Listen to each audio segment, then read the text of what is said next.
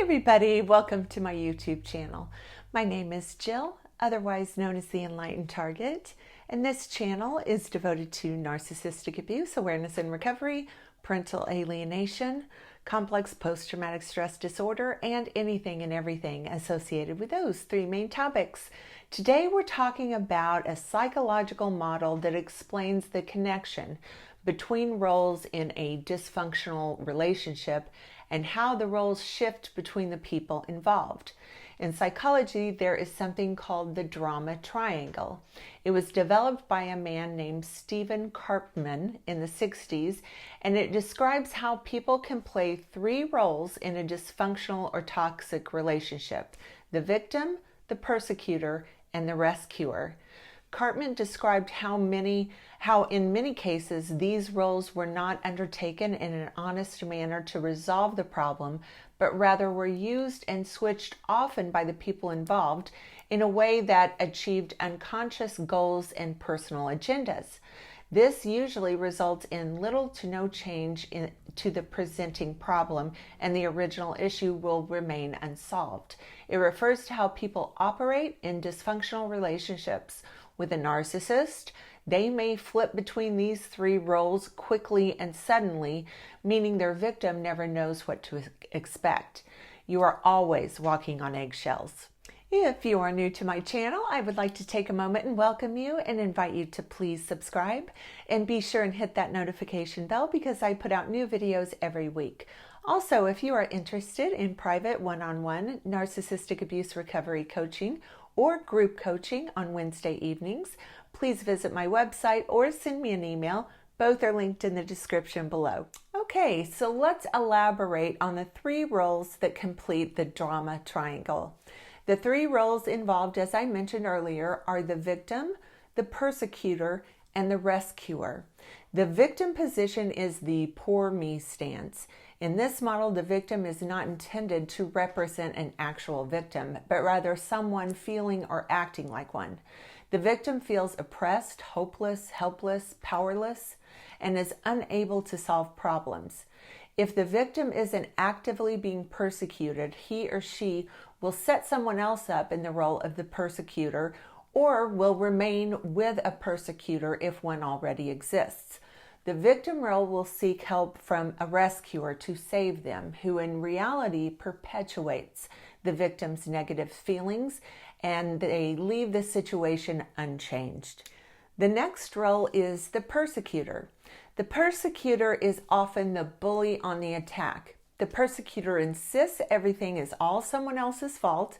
This is the position of blaming, shaming, controlling, being aggressive, oppressive, judgmental, or authoritative, threatening, and arrogant. However, if the persecutor is actually blamed for the problem, they will then become defensive and switch roles to the victim. The third role in this triangle is the role of the rescuer. This person is often the classic codependent enabler, people pleaser, fixer, or helper. The rescuer tends to respond to the real or portrayed helplessness of the victim. The rescuer feels guilty if they don't go to the rescue and ultimately becomes angry and will switch roles to the persecutor if their help fails to achieve the change they sought. Their rescuing has a negative effect, however, because it keeps the victim dependent and doesn't allow the victim permission to fail and experience the consequences of their choices. Also, the rescuer primary interest is really on avoidance of their own problems disguised as concern for the victim's needs. So now let's talk about how this works when dealing with a narcissist. At any moment, the narcissist can and will play any of these three roles interchangeably as it serves their needs to do so.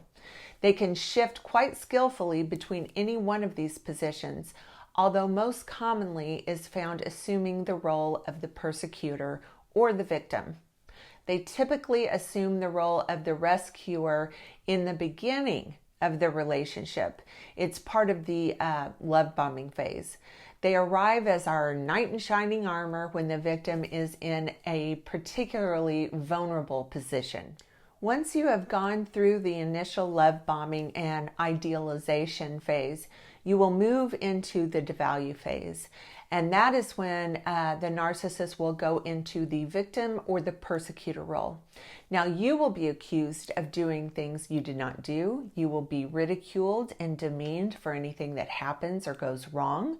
And it will leave you completely confused as to what is going on and why the narcissist is treating you like this.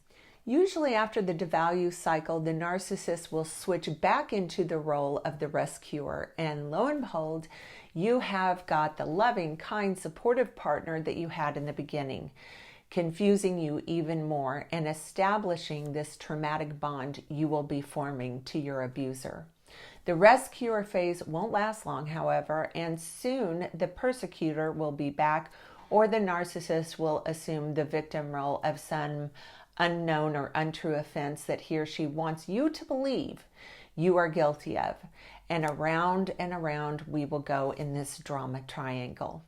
Once we are pulled into the drama triangle with a narcissist, it can be difficult to get out, as this is building and fortifying the trauma bond and is extremely psychologically abusive to the victim, confusing them as to what is really going on and who is to blame for what. Usually, as people get tangled in this drama triangle, they become more and more dependent on the narcissist to interpret reality for them, because the roles shift so frequently, the victim never knows who is going to show up from day to day. So, how does one escape the drama triangle with the narcissist? The ongoing drama, conflict, or abuse with the narcissist ends when one person, you, decide to leave the triangle and choose not to re-enter the drama. And hopefully utilizing this model and explaining the drama triangle will help some of you realize this is what's going on, and you will decide to remove yourself permanently from this confusing, never-ending, ridiculous merry-go-round. Okay, that's going to do it for today's video. If you liked this video, please give it a thumbs up and please subscribe to my channel. Also, follow me on Instagram. The link is in the description below. Thanks for watching, everyone.